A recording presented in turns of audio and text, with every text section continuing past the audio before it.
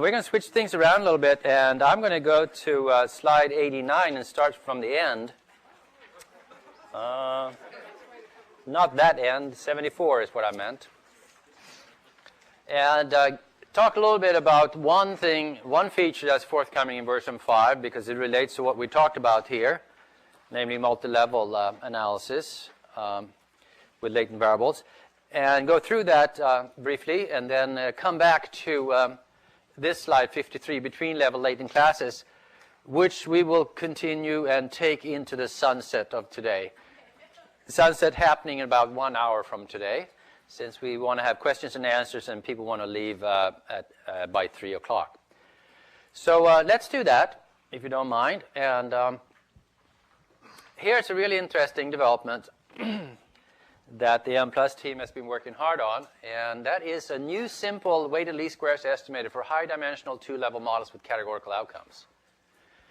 And it starts off with a paper. Grilli and Rampichini, who are our host at the University of Florence in 2.5 weeks in Italy, they wrote a paper in 2007 in the Structural Equation Modeling Journal dealing with factor analysis of two-level data where the items, the observed variables, are categorical. So that's a tricky topic statistically and computationally, categorical outcomes and factor analysis with continuous latent variables. So they had 5 items on job satisfaction. They had 2,400 graduates from 36 different degree programs. So the degree programs was the cluster level. And they asked, how satisfied are you with earnings, career, consistency of job with your training, professionalism, and interest. And they did estimation by maximum likelihood, that's just at the bottom, using numerical integration in the Mplus program. And they claimed that they found 2 factors on the student the subject level. One factor having to do with career, consistency, and professionalism and interest, and another having to do with earnings and career. And not a very clearly interpretable solution, I thought. And on the between level, they also had 2 factors, which I'm not sure how to interpret either, to tell you the truth. But we'll return to another interpretation. And then they have these thresholds. Since they have 5 category variables, they have 4 thresholds. They're called gamma in their case, and they didn't want to treat these variables at interval scale. They weren't sure that these categories were interval scale, but they wanted to treat them as ordered categorical variables. We saw a similar example earlier. The second generation Johns Hopkins PERC regression items, 362 males in 27 classrooms. There's a case where you have 1, 2, 3, 4, 5, 6 categories for these 13 items, with a high piling up at the lowest score points, strong floor effect, which then says that you have to do something about that lowest category. And one way to handle this is treat the variables as ordered categorical or ordinal, in which case the piling up presents no statistical problems per se. So I started playing with the forthcoming method in version 5 for these data, and found that the action to be quite interesting.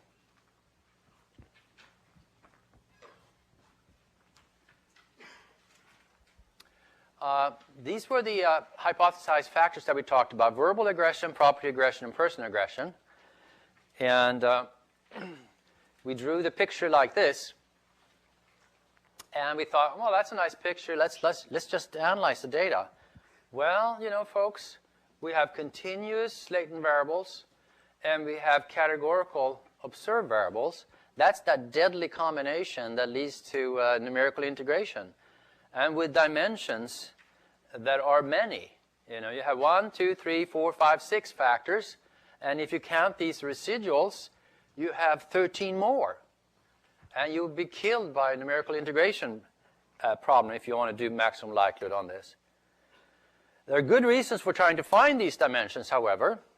They may have different covariates, different predictors, different effects on later events, different growth curves, and different treatment effects.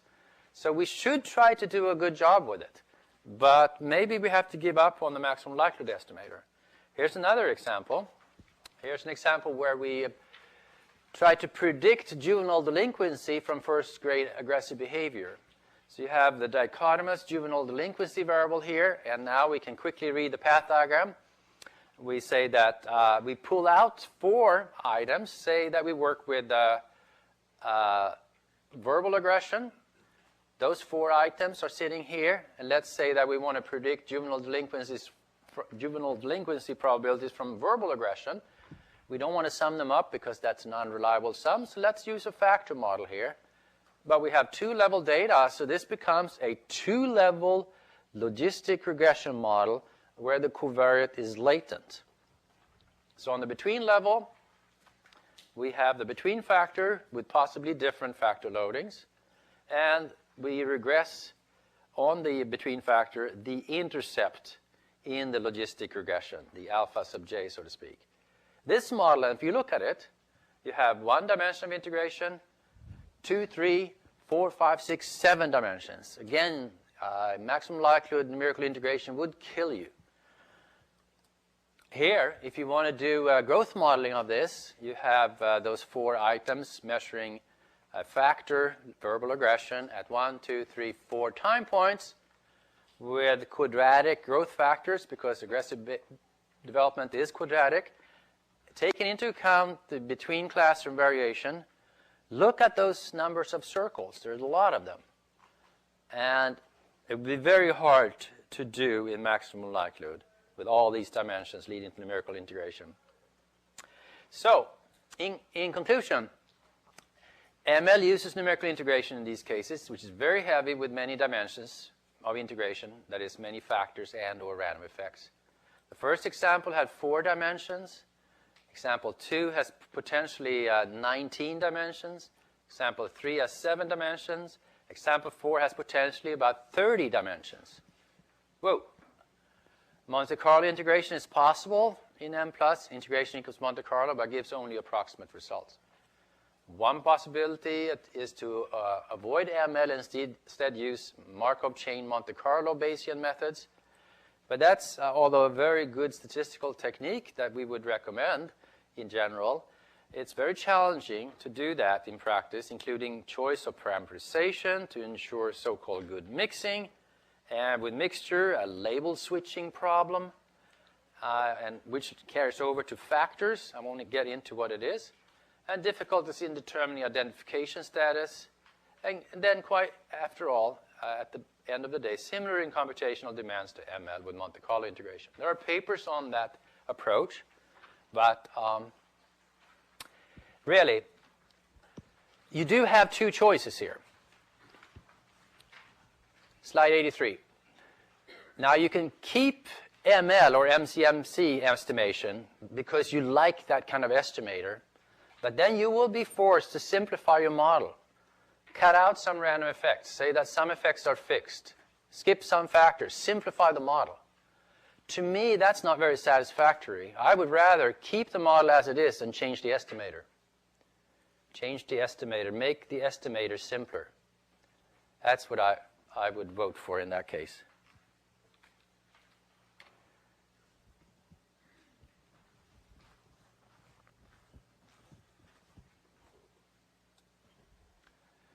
So we're presenting then on both slides on both screens a new simple alternative coming up in version 5, a 2-level limited information weighted least squares estimator that can handle categorical outcomes and combinations of categorical and continuous outcomes, where computations are virtually independent of the number of factors of random effects.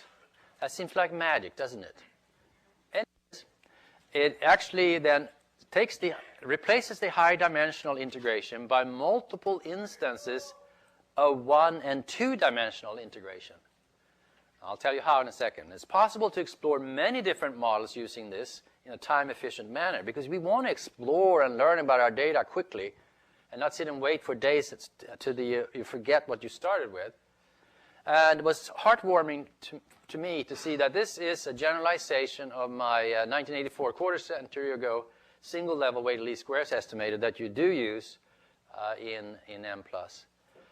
It was Tihomir Asporoho who came up with this idea, and I was very happy to see that it's actually doable, and he has now gone through and done the considerable work of computationally implementing that.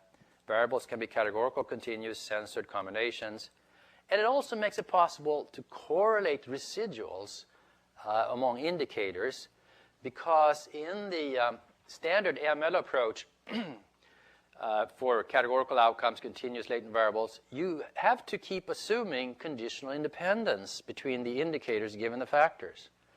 And that's true for MCMC as well.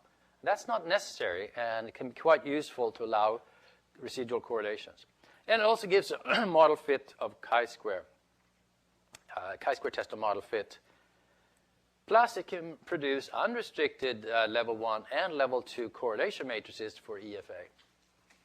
So it is essentially doing a 2-level modeling, unidimensional, one indicator at a time, and then pairs of indicators at a time, 2-level modeling, and piecing those statistics together and fitting the model to those statistics, very much in line with this 84 psychometric article, except generalized it to 2 levels.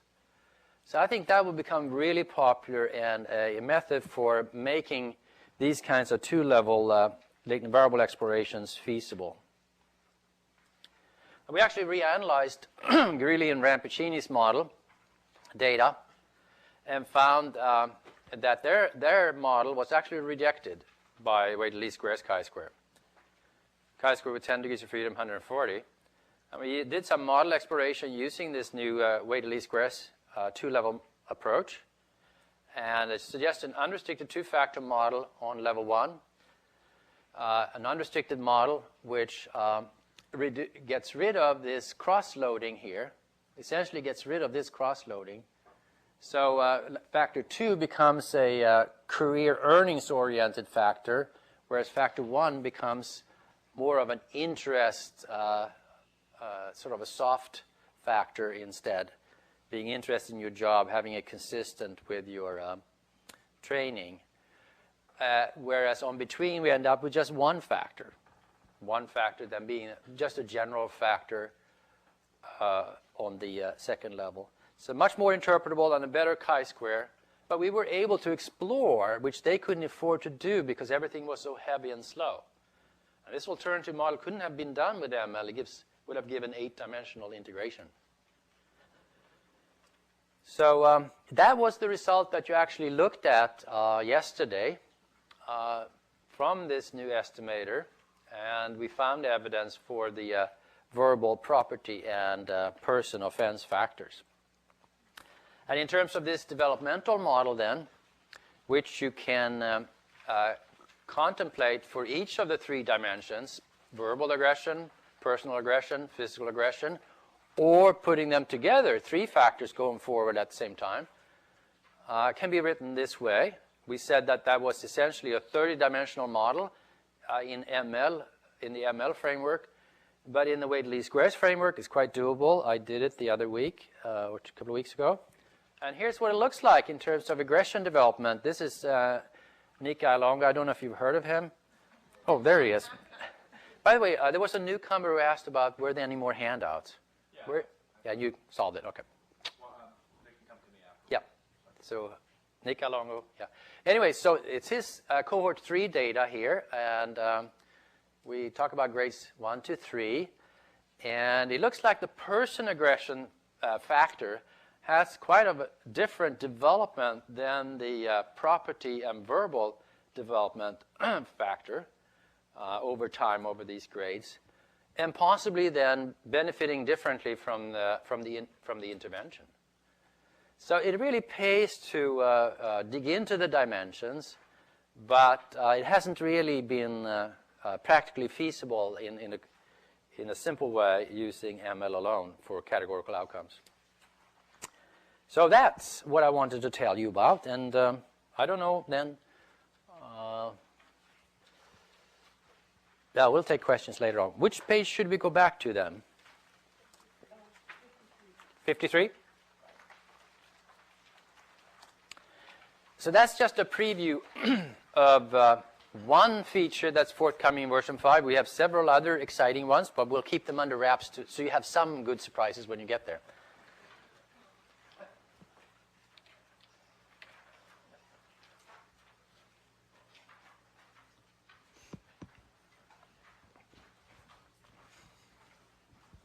So now, folks, now we're going to start getting into difficult stuff.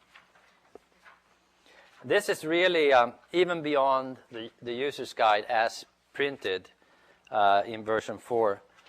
It's really the user's guide addendum for version 4.2, those kinds of examples that we're going to talk about. And that addendum sits on the website as well in PDF form. All of this now is 2-level modeling, where we're going to bring in the latent class variable for clusters, for level 2 units, as opposed to level 1 units. So as always, we start with the simplest case, which is regression analysis, but could be complicated. Just to remind you of Linda's story this morning, just to remind you of where we worked then with a latent class variable for students. So CW here is a within-level latent class variable. It's categorical, but it refers to classes of students, not classes of schools. Now, what we've been working on lately are applications where we try to bring in classes of schools as well.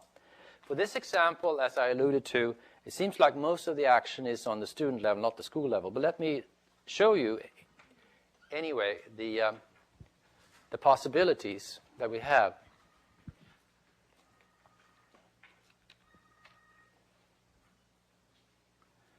So on the left is a latent class variable on within. On the right is a combination of latent class variables. So if you look at this picture carefully for a while, it will come to you what it says. No? What does it say? All right, on the left, we have pretty much the same as what we had this morning. We have a student-level latent class variable for which the intercepts and slope vary across its classes. And that has a random intercept, and the latent class variable has a random intercept as well. But now, on the school level, we have CB, a latent class variable on the school level. And we're saying that these random effects, more specifically, their means, the means of these random effects, vary across the school classes. So think latent class analysis here on between. This is a latent class model on between. CB is a categorical latent variable. And these are the categorical latent variables indicators. They are continuous, so in a sense you could call it a latent profile model on between, but it's a latent class model, where the means for these random effects are different across school classes. We're still with a variance within for M92. For the intercept, we always need to have a little extra variance. So you have a residual here, but there's no residual here. So they don't have any variances, these guys. They only change in terms of the means across the latent classes. For those of you who have heard about or read papers that we've written on non-parametric representation of distributions, latent variable distributions, these are non-parametrically represented by the mixture classes that we use for CB. So let's see if we have on the next page an input for that, or perhaps a model fit table. Yeah. So above the line is what Linda talked about this morning, and below the line is the further investigation that went on. 2-level regression mixture, 2 latent classes for schools and 2 latent classes for students, and 2 latent classes for schools and 3 latent classes for students. And we want to keep an eye on BIC, particularly. Low BIC is good. Low BIC means high likelihood for few number of parameters. That was the best BIC when we didn't bring in school-level classes. Can we go below that? No. So in this case, it did not help to bring in school-level classes. So again, verifying that we can move away from cross-school variation and stay with models that describe across student class variation. But there may be other cases where you can find the school classes, but in this case, not.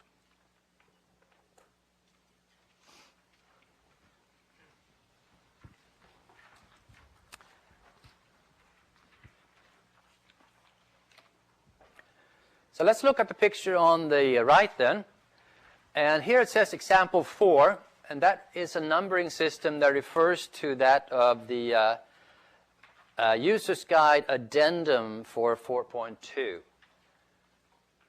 So from regression analysis, we often move on to LCA. So here's 2-level LCA with categorical latent class indicators and a between-level categorical latent variable. So let's see if we can decipher what this picture tells us. Here you have the latent class model. This is a categorical latent variable. It must have 4 classes because we have 3 filled dots there. Those 3 filled dots are the continuous random intercepts of the categorical latent variable. So it's like a multinomial logistic regression model mean, and where the model does not have any covariates. There are no covariates here. So it's really the means. But so these are continuous latent variables, the random intercepts. And on between now, CB, we use B there to denote between level latent class variable. So this is categorical. And we're saying that the categorical variable influences these 3 continuous variables. So what that implies, as always, is that the means of these variables change as a function of the latent classes. And again, there are no residual arrows going in here, which says that there's no within-class variation in the CW numbers. And that's then, for those of you who are into this modeling, that's a sign that we are non-parametrically describing the latent variable distributions for the CW number variables. If you want to read about that non-parametric and all of these kinds of strange models, there's a paper on the website that I wrote from that mixture conference in Maryland last year. It has a title with something including hybrid modeling, old and new models or something like that, where I try to classify different kinds of models, latent class models of their different kinds, including these non-parametrically oriented models. You may want to take a look at that. It's in the reference list. In any case, this is an interesting model which incurs no dimension of integration. No dimension of integration at all. Actually, it's a latent class model that was proposed also by this Jeroen Vermunt, this Netherlands guy, and his latent gold company, program rather, and is in that sociological methodology book as well. It's a really clever way of allowing for random effects in latent class modeling, do 2-level modeling, without having any dimensions of integration.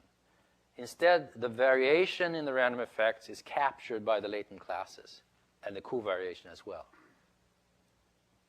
So that's probably one of the more practical two-level latent class analysis approaches.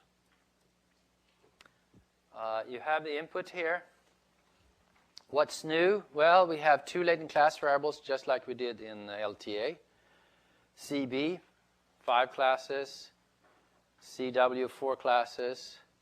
We put the CB latent class variable on the between list. That's how we know it's a between-level latent class variable, whereas CW is a within variable. You have cluster specification, 2-level mixture, and nothing on the within overall. It's just the headings, within overall and the between overall. And then you have on the between overall, you have CW, the random effects regressed on the between level classes.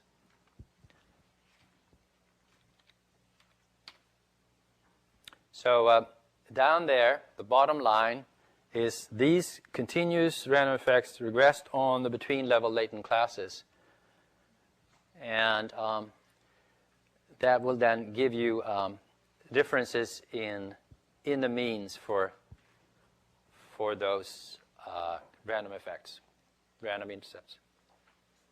Here's just the regular latent class variable modeling.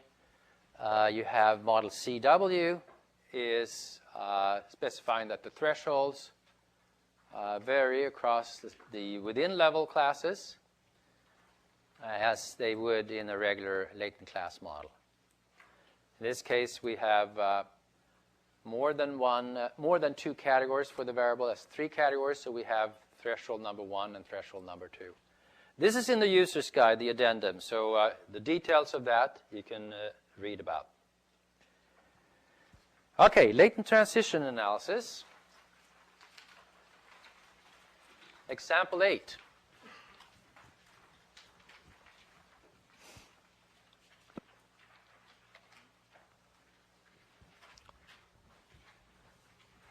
This is again a 2-level latent transition analysis with a covariate and a between-level categorical latent variable. Okay, so let's see if we can decipher this one now with the knowledge that we have. You have 2 time points clearly, a latent class variable at the first time point and at the second. And you have a covariate that influences the 2. And we note that we have a random intercept in this multinomial logistic regression.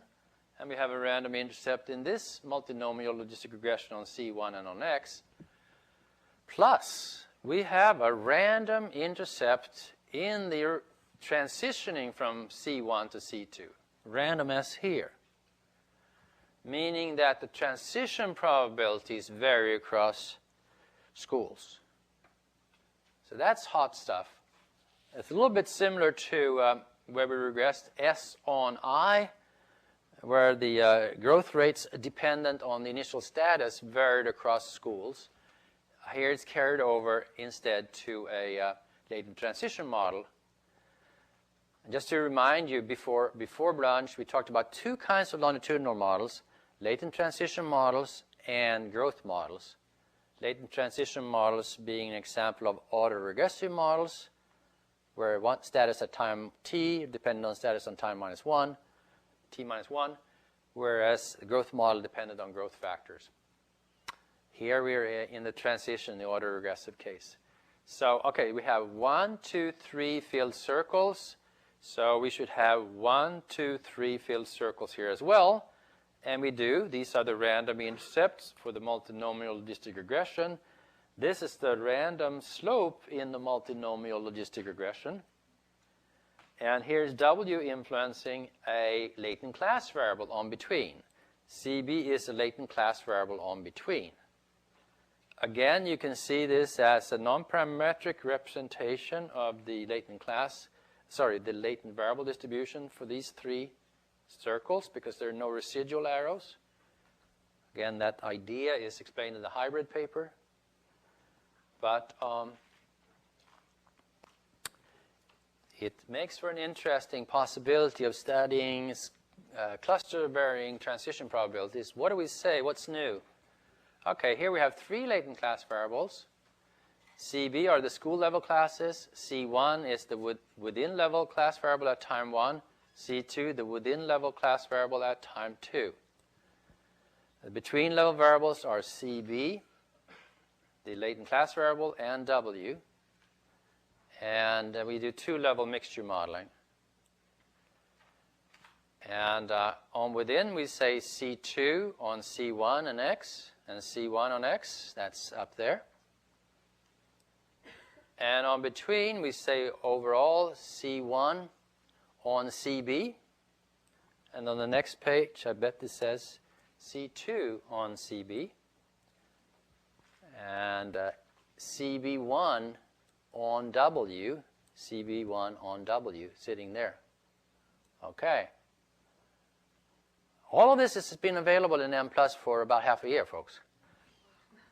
Bet you haven't touched it, right? Don't want to go there. So now we have model CB, model C1, model C2. So what do we have here? Model CB. Okay. Model CB, we say C2 on C1. So within the model CB, we can say for each of the classes, there are 2 classes, C2 on C1. So C2 on C1, we want that C2 on C1, that's the S, right? We want that to be varying across the CB classes. So we do a class-specific statement for one of the 2 classes, and therefore they will be different. There's your random slope across 2 CB classes. You can have 3 CB classes if you want to have a fuller distribution of it. Already 2 picks up a lot of the action. And then model CB, model C1, model C2, you have the measurement invariance imposed there. But the real action is sitting right here. That within each of the school level classes, can you have within the different kinds of school classes, can you have different transition probabilities? C2 regressed on C1. So that could be tried out for Nick's cohort 3 data, where the cluster level is classroom. All right, how about growth modeling?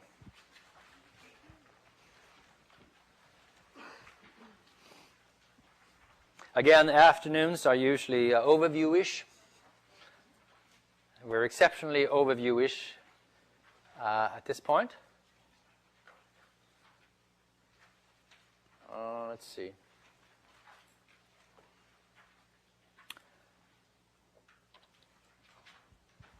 I'll do it this way.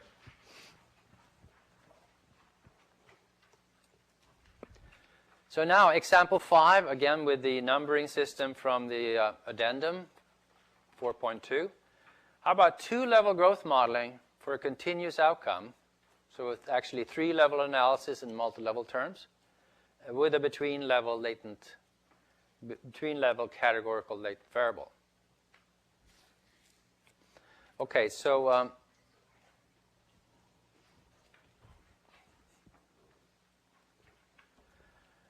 this is the idea we talked about a moment ago. You have repeated measures here. You have growth factors, and you want to say that the growth rate is dependent on the starting point in addition to covariates.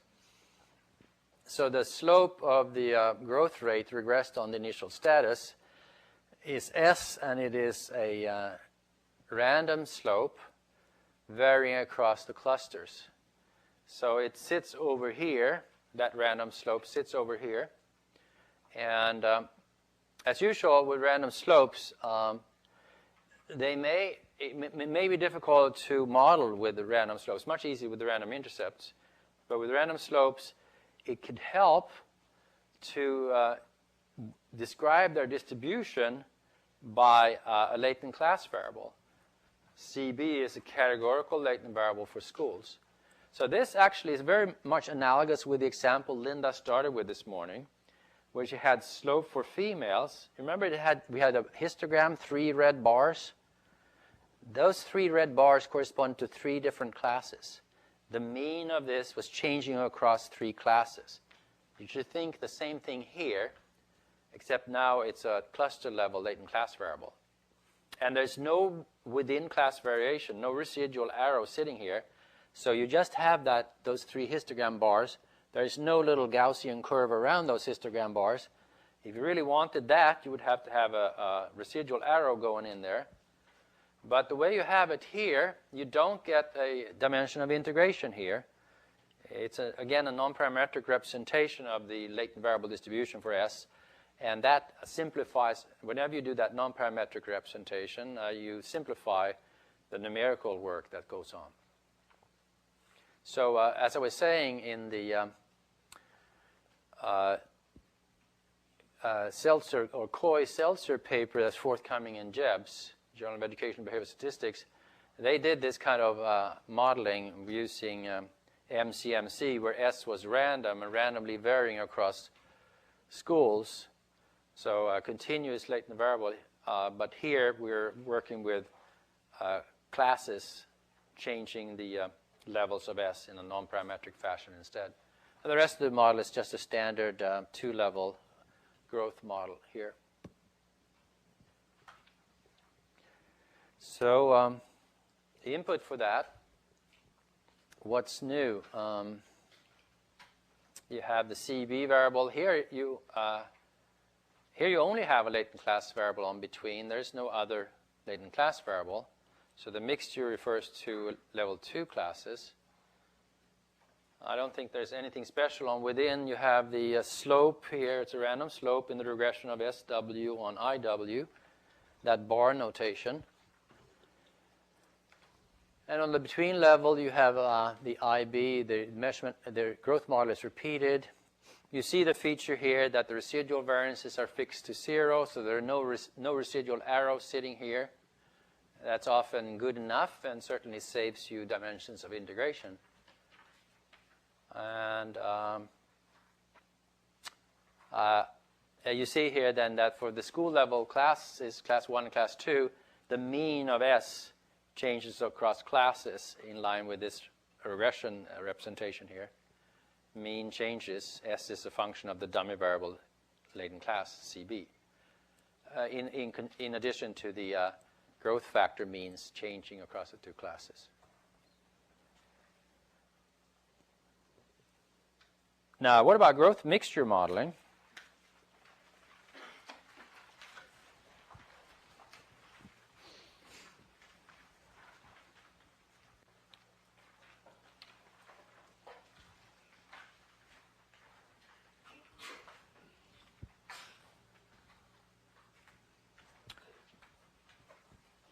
So let's take a look at this picture and try to figure out what's going on here.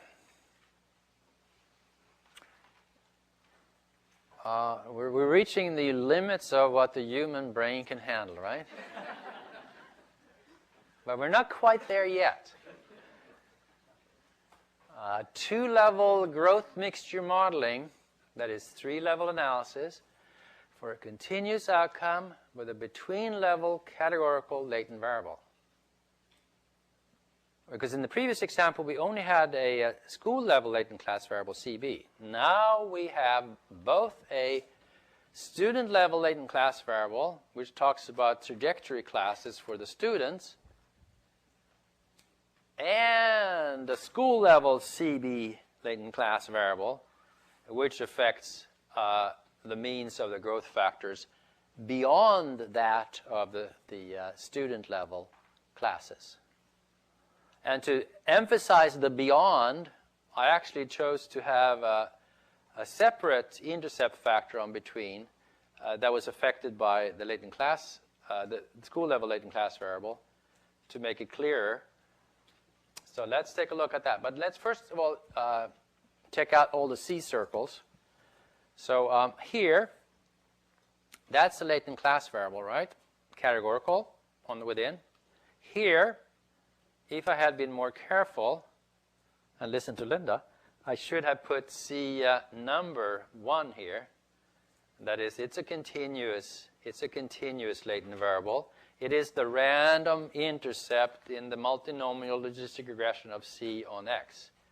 So it should really be C number 1 here.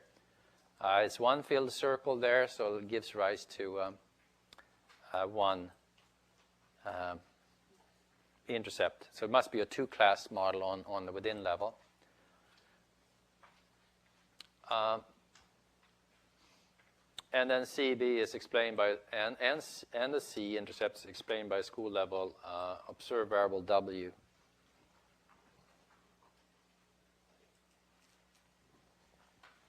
So then you have latent class variables of both kinds, CB and C, where CB is a between variable and therefore it distinguishes itself from C. So you imagine that you cluster in two fashions here. You do the clustering jointly in 2 ways. One with respect to student classes and the other with respect to school classes. So imagine these circles of people that you can draw belonging to an individual belonging to different combinations of those 2 classes. Lots of dissertations in here for a decade to come.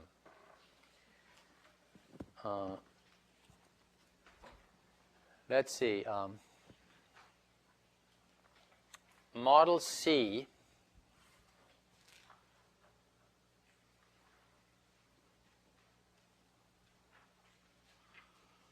Model C is the model for the student level variable. For the student level variable, we say that the IB and SB means change across the classes. So in essence, the C influences the growth factors, but we're moving the means of them, the class-specific means of these, over to the between level because we feel more comfortable with having the means there. So the growth factor means differ across the student level classes is what we say here. Now for the school level classes, we work with this IB2 variable. It's a growth factor which only influences the intercept, not the slope. So we're saying that schools differ in their intercept and their starting point across school level classes CB number 1 and CB number 2. You cannot identify, however, both of these means, but you have to fix 1 to 0 because you already have an intercept factor mean varying across classes here. And so you're just saying if being in the second school class gives a further mean change in the IB, in the intercept factor. So again, this IB2 and IB have the same effect on the 4 Ys there.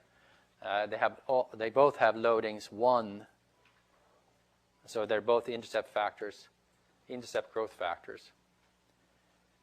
But in any case, then you can allow for a variation across schools as well in the school starting point. Not only variation across in growth factor means across students.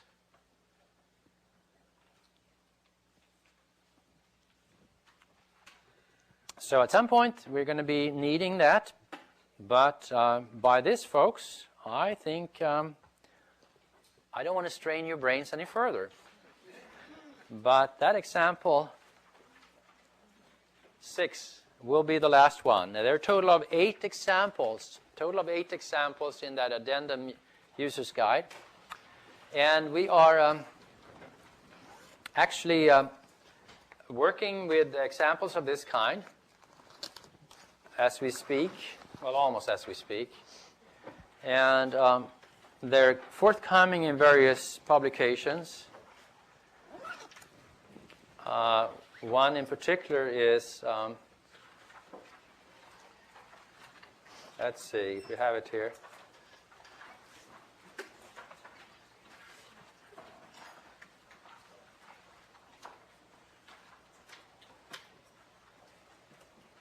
No, it must be in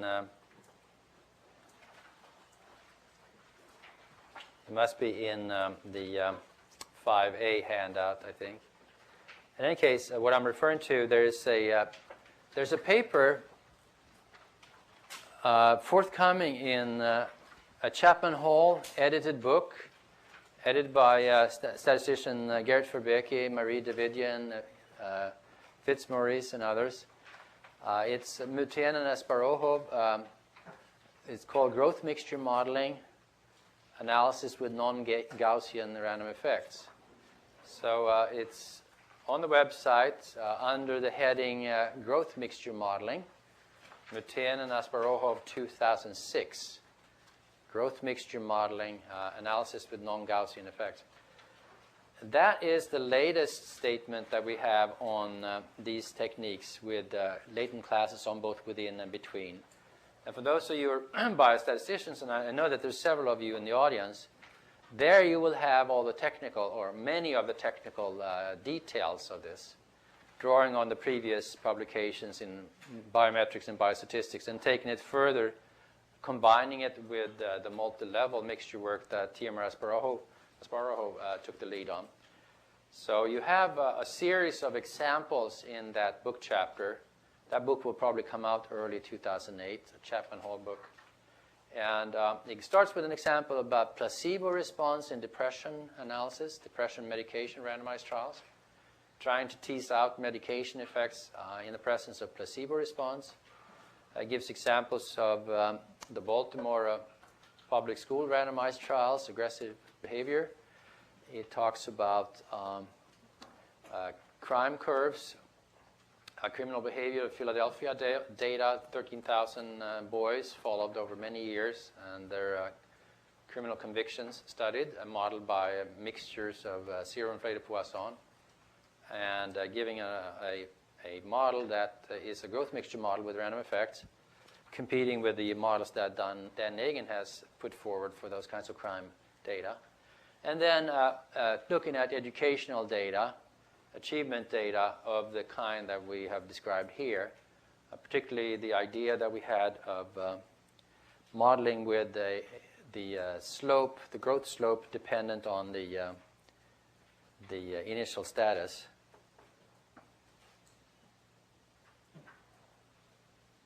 Well, this computer has gone to sleep, so I'll show it on this one.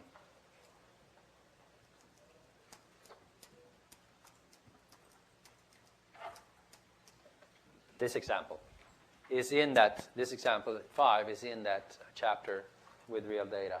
So for those of you who are interested in those applications, you may want to take a look at that. That's the latest in the series of growth mixture paper that we've written.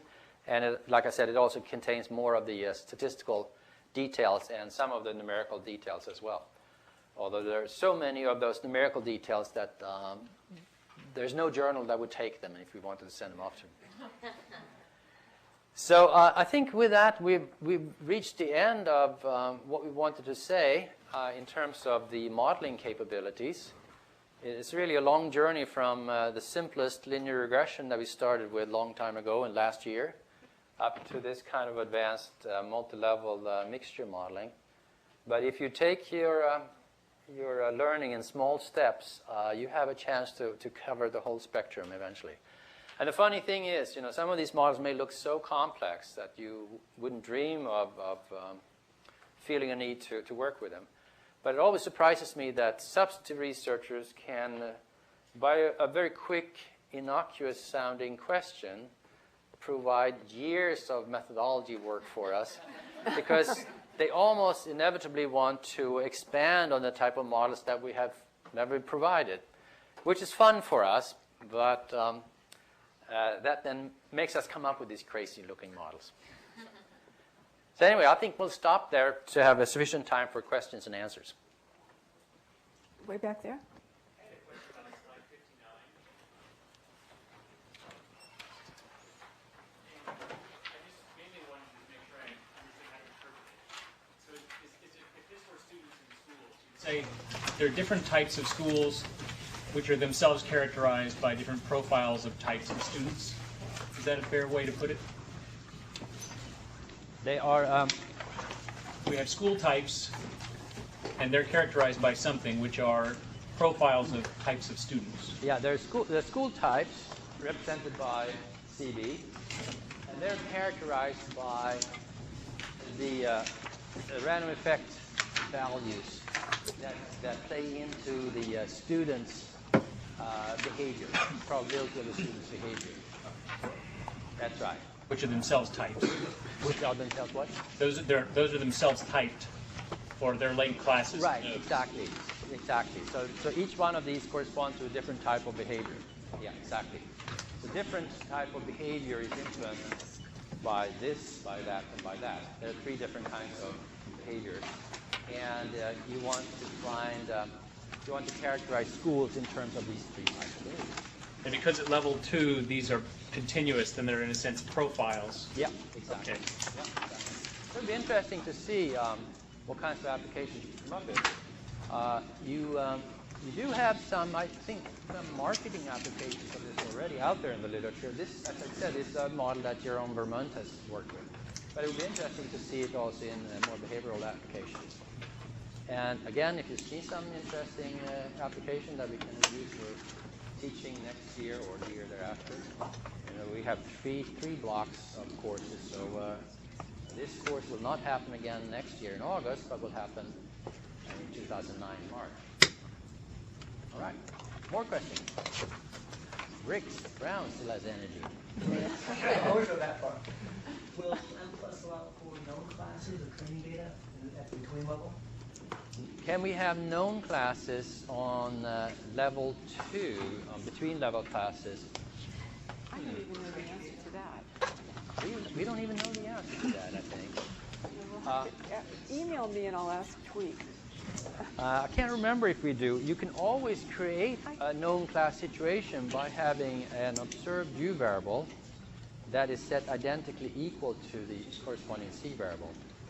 By having the thresholds very large for one class and very small for the other class.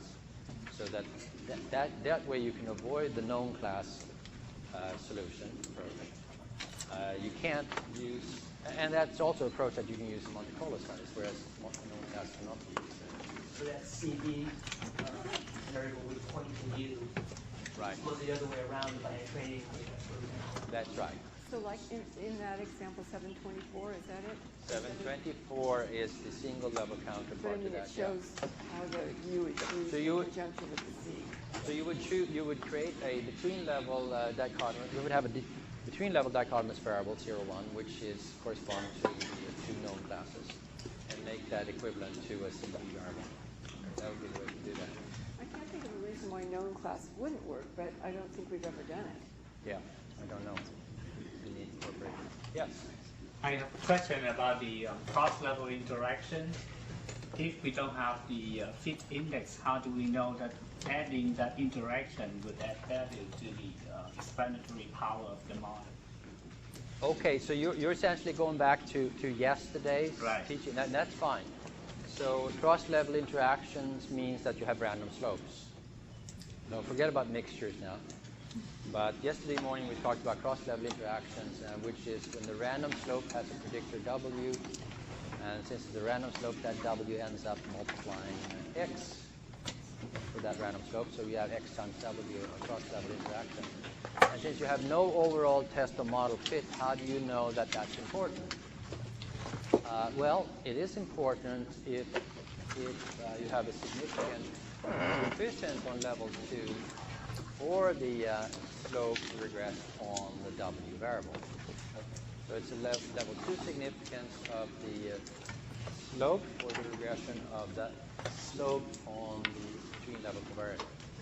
Whatever that was called, gamma 111 or something. Okay. Yes. I'm a little slow on this last one. I'm not quite caught up yet with everyone else, but I was curious. That's excusable. You weren't here in March, so you're forgiven. I don't know if March would have helped on this. March helps everything. Example 6, on slide 71. I was just curious if maybe you could make it a little bit more concrete and just give me, as a clinical psychologist, maybe a quick example of what all of it, because taken alone, like the within, I could understand that, but all of it together is a little bit much. Is there any way you could kind of make a concrete example out of all the little bubbles? Like, Can we make a concrete example out of this? yeah. Yeah, so a good example would be ELSE or NELS, repeated measurement data.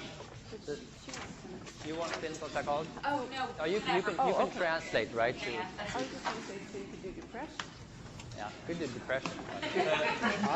I'll do achievement, and you can translate to depression. So this is achievement development, and we have growth factors determining that. So this is a random effect growth model, and we say that they are student-level classes. Those who perform poorly, for instance, the class 1 that Linda talked about, has a very low mean for I and for S.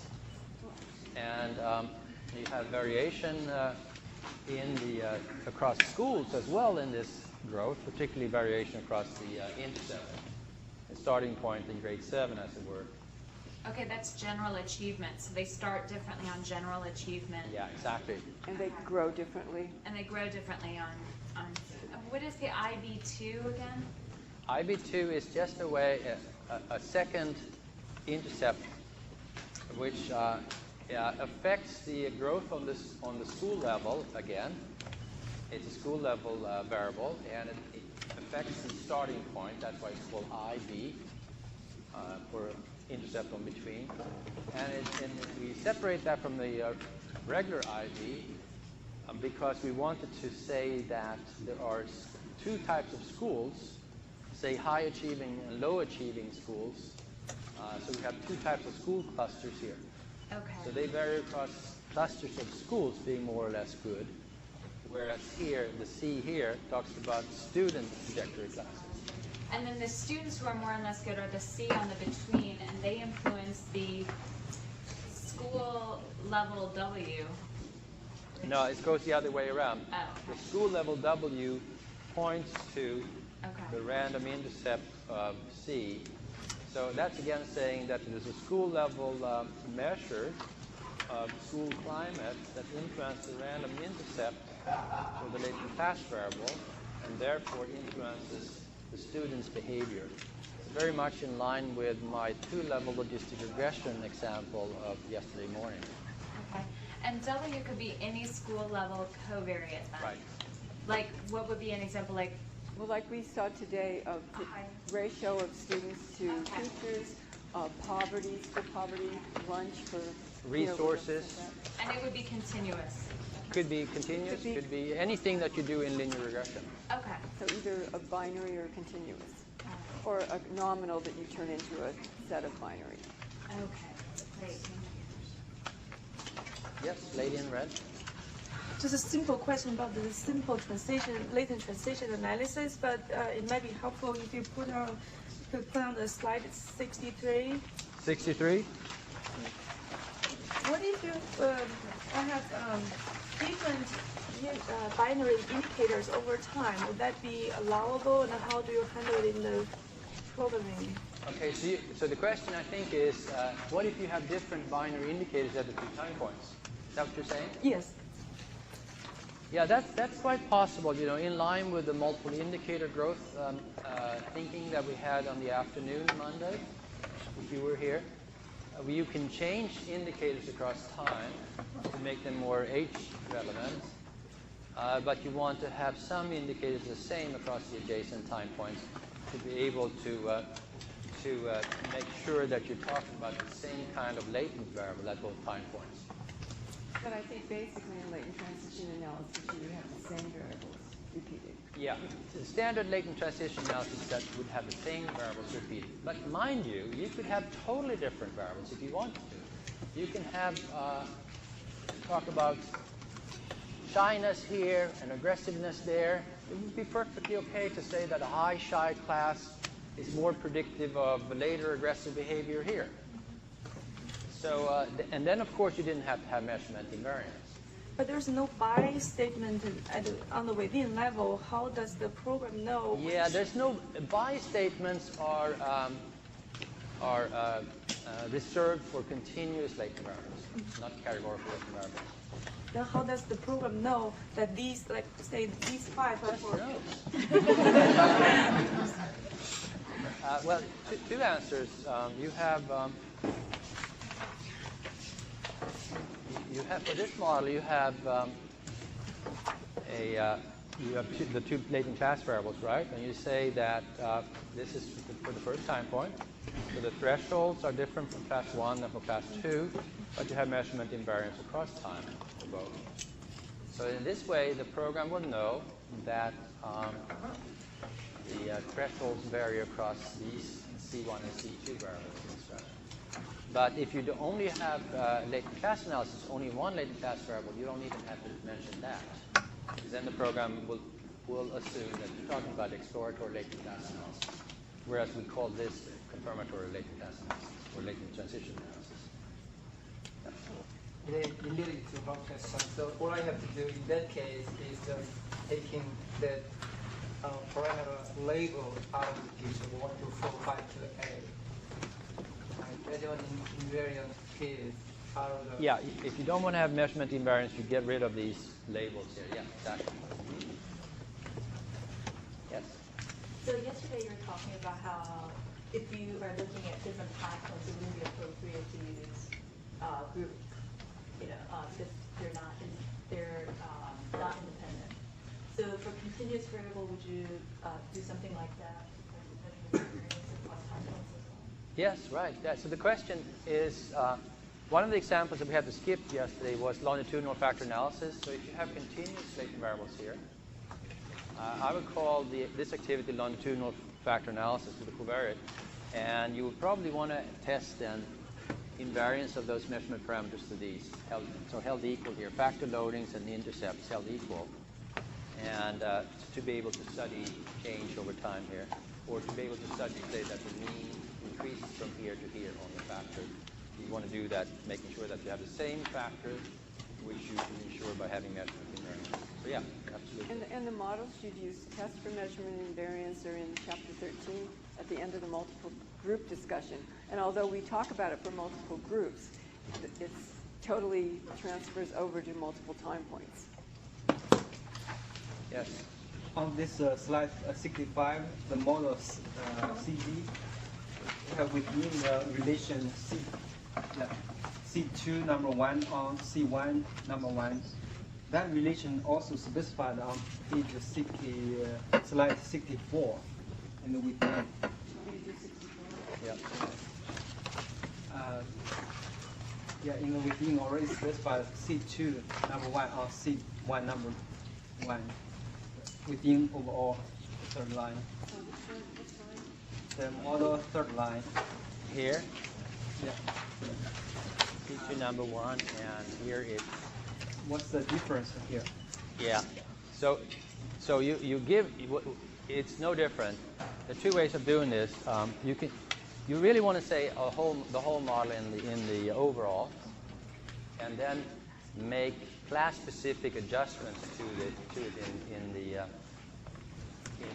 specifics parts. So here is the class-specific adjustment.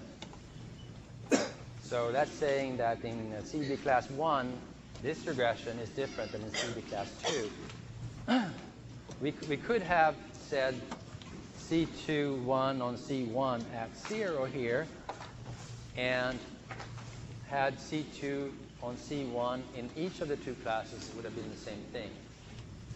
But anyway, to make a long story short, it just says that the C2 and C1 relationship is different across the two CB classes.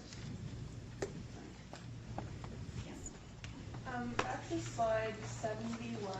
71? Yeah. I understand what's going on here, but that variable. Would you tell us? Okay, I don't understand that well. I don't know where IV2 came from. Did you just decide to put it there, or is there some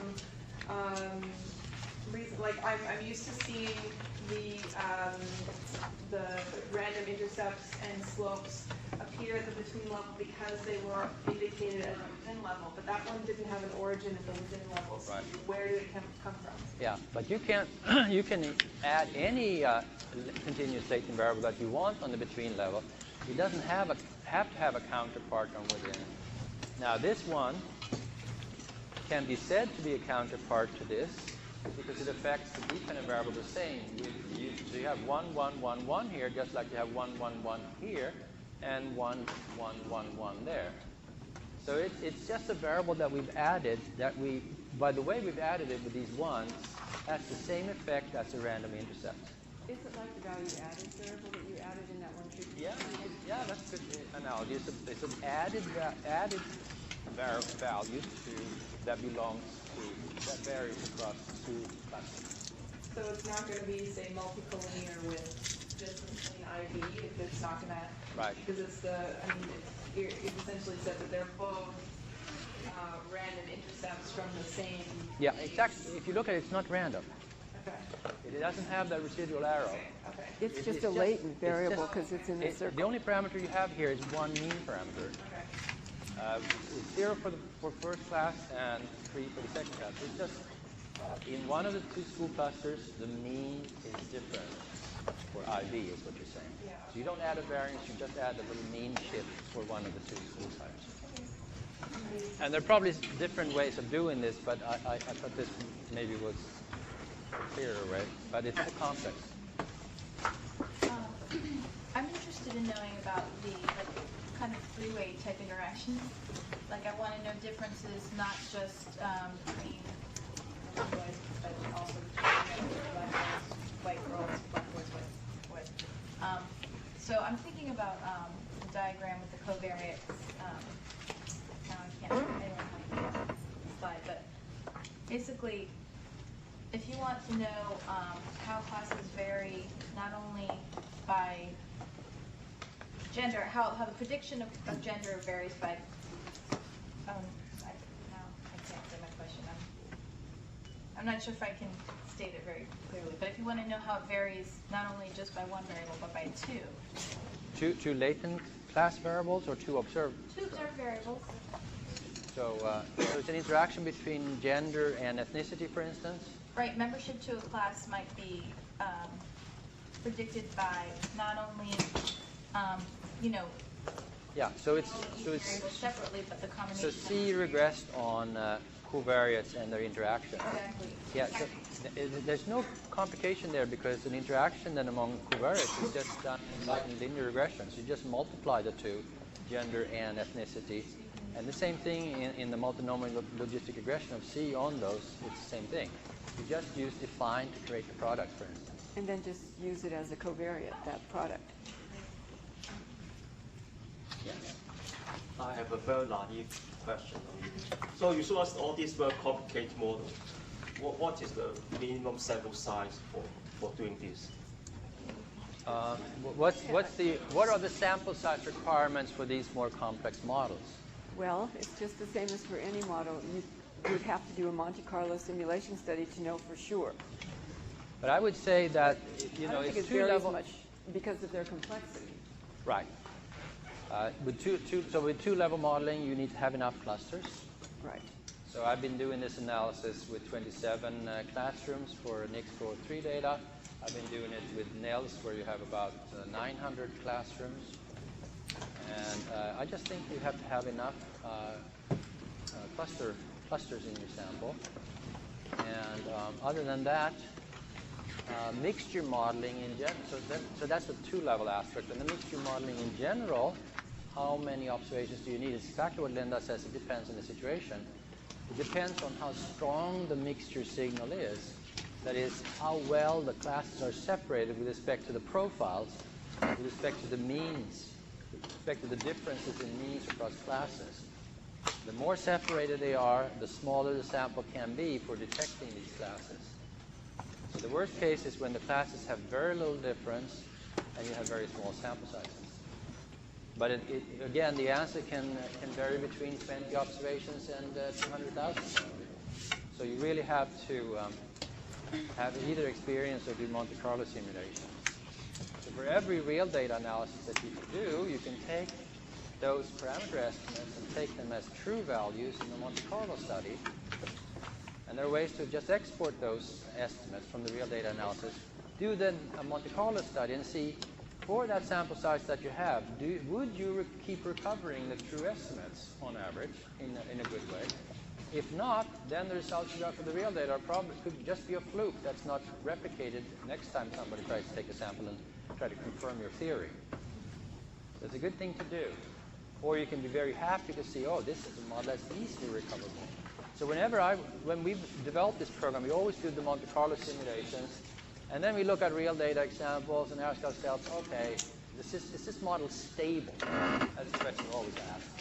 Is it replicable, not only in terms of many random starts giving many of the same best log likelihood value, but are the parameters well estimated with small standard errors, or the standard error is very large, saying that the likelihood is very flat with respect to that parameter? So that's what we do with Monte Carlo studies for those parameter estimates we get from the real data. And moving forward then and getting more and more experience with that, we sort of tell which models are fragile and which ones are not. So a typical fragile model, for instance, is a model where you have a direct effect from a covariate to a growth factor, and where that direct effect from the covariate to the growth factor, which is the Mplus effect, varies across classes. That can be a fragile parameter to nail down. Same thing with direct effects in latent class analysis from X to U.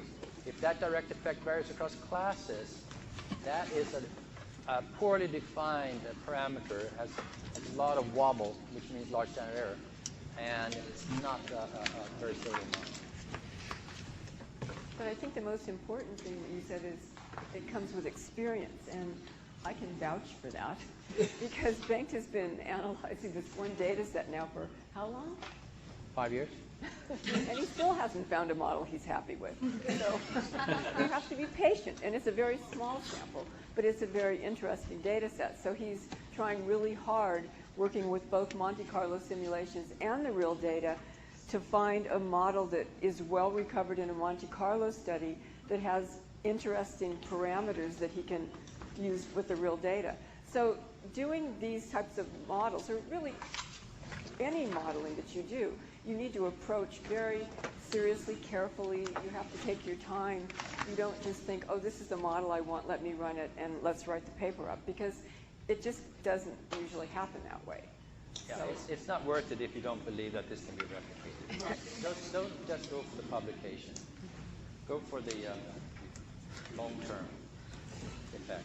In any case, that's an interesting example that I mentioned. That is the placebo, the clinical trial, randomized trial at UCLA on depression medication.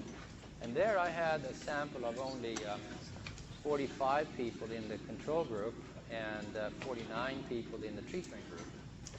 And that's a fairly small sample, and the smaller the sample, the harder you have to work. For instance, you have to use enormously many random starts to make sure that you're finding something believable and replicable. So in this case, I often work with 8,000 random starts. And you have to sort of play with different model specifications to see how sensitive the results are to different model specifications.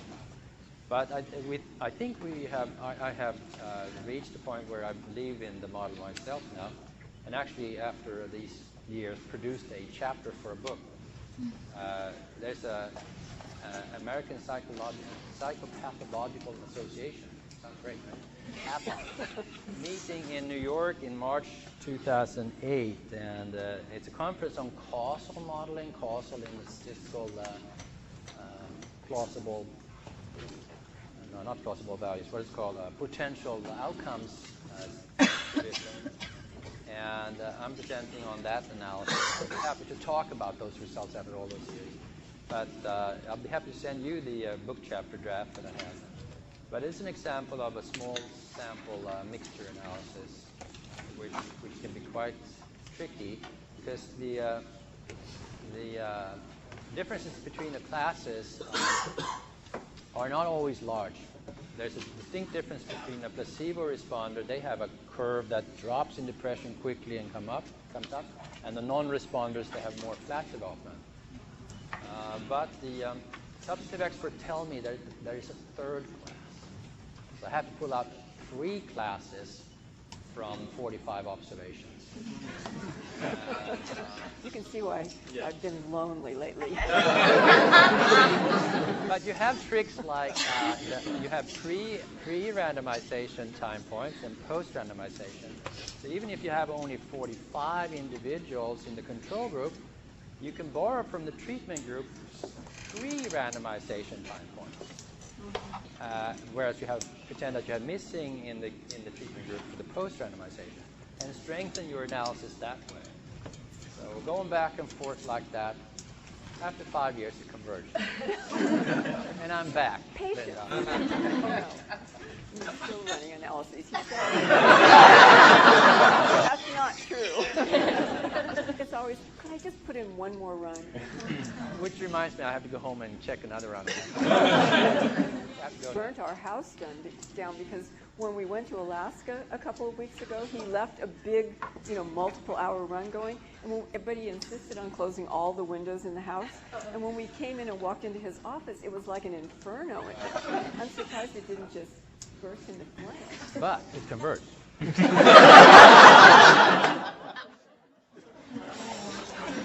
That's your bottom line. Anyway, any more questions? Sure. I think I remember somewhere in the slides you mentioned we can use clusters with only like one member. And I understand if in the whole sample, if there are only like few such clusters, we're fine. But doesn't it hurt like the within part if we have fair amount of such clusters with only one member? Yeah, you have to have enough clusters that have many cluster members to be able to estimate the within cluster variation parameters. So certainly, the more within the cluster parameters that you have, the more clusters with several within cluster units you have to have. So that's true for all of these multi-level modeling activities. So where that limit lies, do a simulation.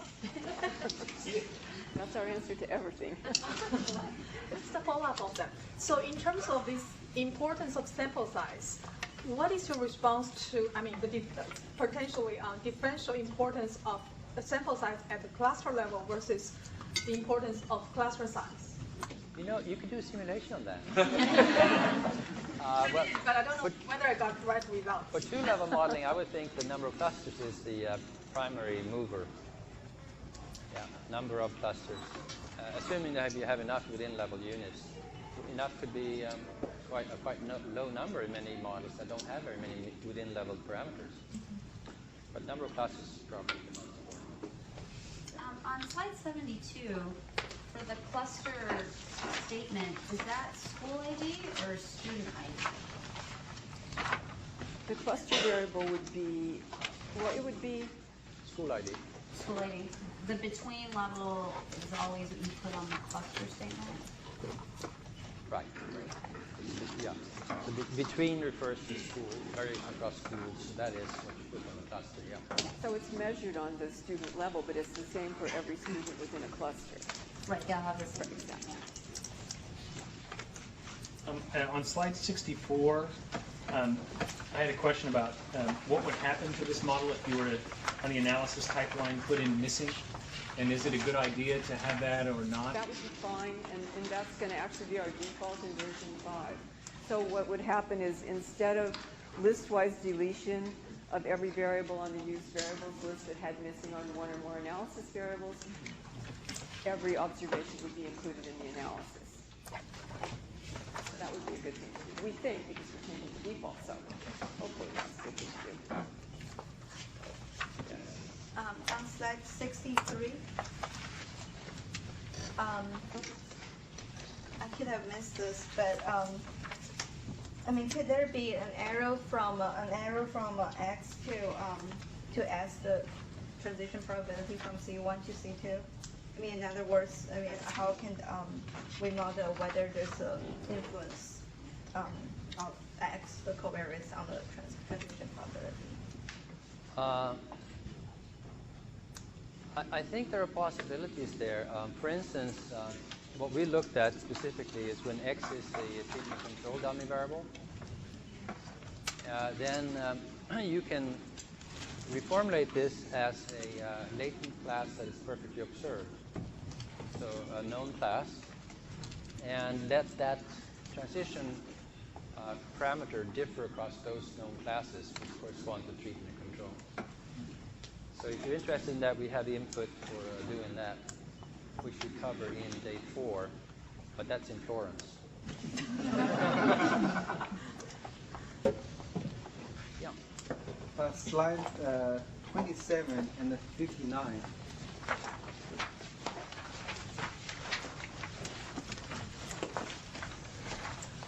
$27.59. 27. Yeah. And 29 also? No, 59. Oh, 59. Okay, so I got that one. These two graph looks very similar. The F here and the CV. The CV is meaningful, but the F here seems meaningless, right? Yeah, so the difference here is that here we represent the distribution of C number 1 and C number 2, which are continuous random intercept, by a continuous latent variable influencing them. And here we represent these by a categorical latent variable. So you can imagine, for instance, if this has 3 classes, then CW1 will have 3 histogram bars representing its variation. Whereas in this case, it is a continuous normal distribution. That would be the difference. So you can play out those 2 models against each other and see which one has the best fit. And I don't have enough experience with this. I try to encourage people to do these kinds of analysis on real data so we build up experience. But I personally don't have that yet. Okay, any more questions? One more. Gentleman over there?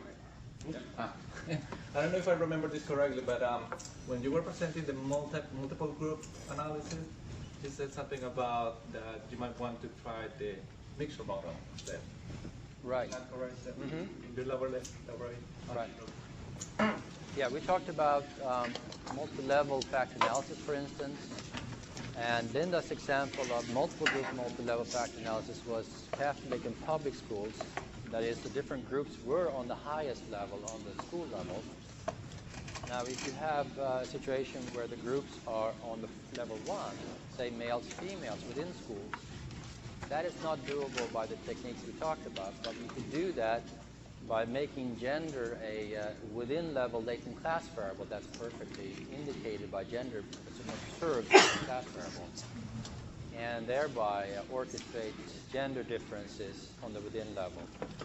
So that would be like having CW in a 2-level model. So that I think would be quite useful, and I don't think people are aware of that possibility. So then the gender variable would be an indicator for the class. That's right. Perfect indicators. Seth, you had a question? Yes, I wanted to know, for example, on the within level, how do we know how many observations we have to have within each of the clusters for the model to estimate? And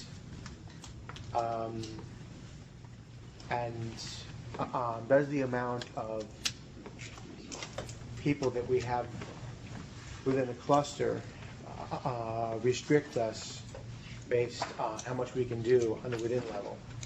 Yeah, the number of people you need on the within level is related to the number of parameters that are on the within level. The exact relationships of that, I think the UPOC book that we referred to yesterday would be useful. He's done quite a lot of simulation studies of that. So that would cover the experience in that area. It was a while since I looked at that. I couldn't say offhand.